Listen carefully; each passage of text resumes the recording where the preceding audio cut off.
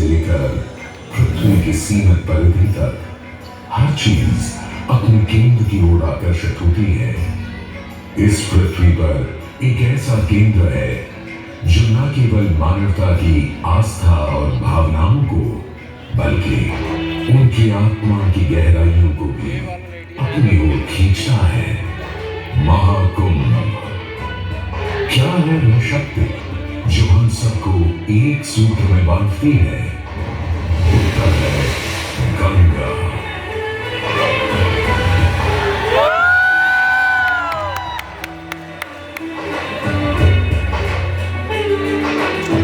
किंतु गंगा क्यों? क्योंकि गंगा कोई नदी नहीं है, आस्था की अविरल तरल धारा है गंगा। विश्वासों की वाहिनी, संस्कृतियों की सरिता है गंगा। और इस स्थान पर, इस प्रयागों के राज में श्वेतरंगा गंगा का संगम होता है अपनी दो बहनों श्यामल वर्ण यमुना और अदृश्य सरस्वती से। और इस त्रिवेणी संगम के कारण भी यह जगह इतनी महत्वपूर्ण हो जाती है। गंगा के उद्गम के बारे में जो पौराणिक कथा प्रचलित है वो बड़ी ही रोचक और मनमोहक है। तो आइए, क्यों न आदमी था राजा बलि पर करता था दम, पूरी पृथ्वी पर फैला था उसका ही आतंक। उसके आतंक को रोकने विष्णु ने धरा एक रूप, 52 अंगुल का बौना बनकर पहुंचे जहां था भूत। सारे दरबारी बौने ब्राह्मण पर हंसे, पर बाली ने जब उसे दान मांगने को कहा तो उसने कुटिया बनाने को केवल 3 पग भूमि मांगी। पर जब बौने ब्राह्मण ने भूमि मांगनी शुरू की तो जैसे भूचाल दिया गया। वामन ने पहले पग में पूरी धरती नाप ली और अगले कदम से स्वर्ग। ब्रह्मा जी ने भगवान विष्णु के चरण धोकर उस जल को अपने कमंडल में भर लिया। और अब वामन अवतार ने अपना तीसरा पग बलि के सिर पर रख उसे पाताल लोक भेज मुक्ति दे दी।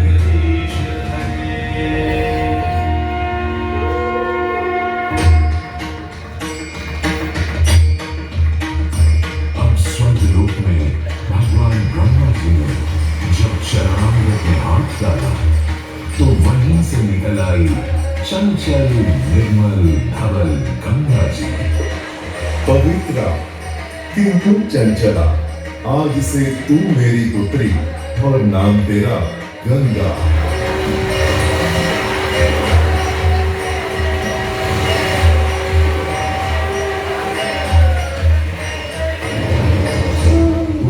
कुछ समय बाद सतयुग में इक्ष्वाकु कुल के सूर्यवंशी राजा सगर ने सारे संसार को जीतने के लिए एक अश्वमेध यज्ञ का संकल्प किया।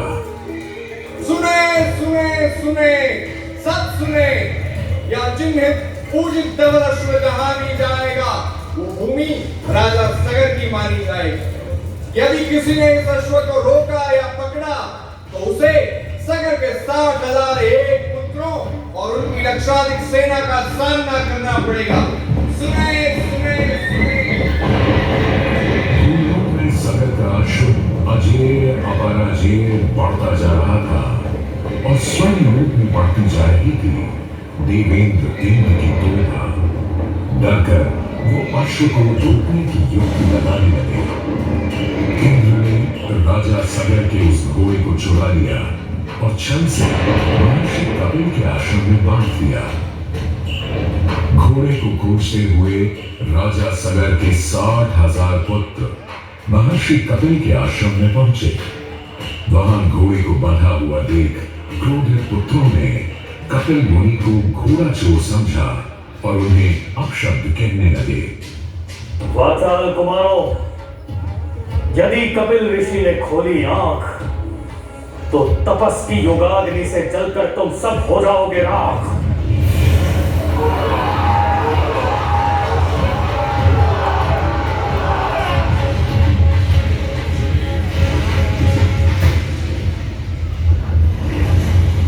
उधर सागर थे चिंतित, न अश्व का पता था न पुत्रों का कोई समाचार।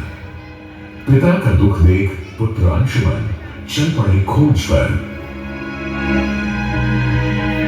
जब महर्षि कपिल के आश्रम पहुंचे तो देखा अश्व को और साथ ही अपने 60,000 भाइयों की भस्म को। महर्षि से की क्षमा याचना और पूछा तर्पण का उपाय। तुम्हारे भाई थे घमंडी, अविवेकी और अभिमानी। भस्म कर दिया उन्हें मैंने, जो उन्होंने मेरी नहीं मानी। गंगा जल, केवल गंगा जल ही दे सकता है मुक्ति उन्हें, जो भस्म हुए तुम्हारे परिजन। अंशुमन को अपने भाइयों के तर्पण के लिए गंगा को लाने का बहुत मन था, किंतु किसी को राजधर्म भी तो निभाना था और राज भी चलाना था। देखते देखते 7 पीढ़ियां गुजर गईं, पर 7 पीढ़ियों के बाद समय आने पर राजकुमार भगीरथ ने राजा बनने से साफ मना कर दिया।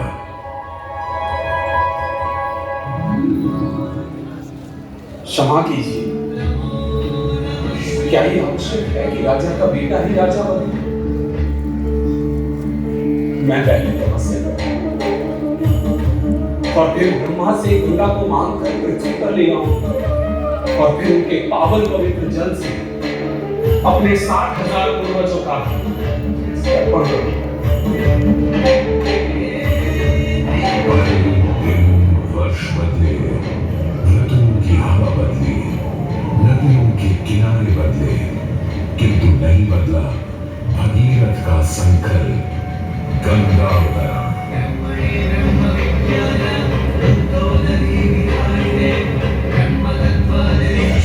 पुत्र भगीरथ, हम तुम्हारे तप से प्रसन्न हैं। बताओ क्या आशीर्वाद चाहिए? हे भगवान, मेरे पूर्वज के तर्पण के लिए मुझे अपनी पुत्री गंगा चाहिए। तथास्तु, किंतु यदि गंगा स्वर्ग से सीधे धरती पर गिरी तो पृथ्वी को चीरते हुए गंगा सीधे पाताल में पहुंच जाएगी। इसलिए तुम भगवान शिव शंकर को मनाओ ताकि गंगा जब स्वर्ग से नीचे उतरे तो वो उसे अपनी जटा में थाम ले। अब भगीरथ ने एक अंगूठे पर खड़े होकर भगवान शंकर को मनाने के लिए शिव शंकर का जाप शुरू कर दिया। जय बंधावन जय पावन शोभ विशाल शिव शंभो, विपद विहारम अधम उद्धारण सत्य सनातन शिव शंभो, राजवचन भटकलन जनवर धवल वदन शिव शंभो। कोई भी वर मांग लो आज। हे प्रभु, जब गंगा स्वर्ग से धरती पर गिरे तब आप बीच में उन्हें अपनी जटाओं में साध लें, नहीं तो पूरी पृथ्वी नष्ट हो जाएगी। बस इतनी सी बात? ठीक है, ब्रह्मदेव से कहो शिव तैयार है, आने दो गंगा को, आने दो। जय शिव शंभो, जय करुणाकर, जय जय जय प्रभार हरे, जय कैलाशी, जय अविनाशी, सुखराशी सुखसागर हरे, जय शशिशेखर, जय कमलोदर, जय जय प्रेमागार हरे, जय त्रिपुरारी जय उदरवारी, अभिकल अभिकलार हरे, जय गुण जय जय जगन्नाथ हरे, निराकार साकार हरे, पार्वती पति हर हर शंभो, हरि हरि दातार हरे, जय रामेश्वर वैद्यनाथ के हार हरे, मल्लिकार्जुन सोमनाथ जय महाकाल ओंकार हरे, जय महेश्वर जय विश्वेश्वर जीवेश्वर जगदार हरे, काशीपति श्री विश्वनाथ जय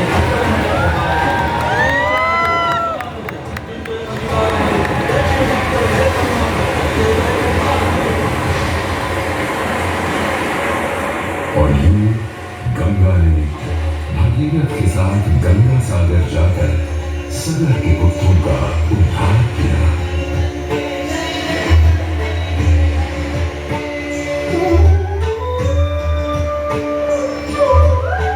साथ ही वह भारत की सबसे महत्वपूर्ण नदी बन गई, जिसका भारत के जीवन में धार्मिक, आर्थिक, सामाजिक, ऐतिहासिक अभिदान अनंत है।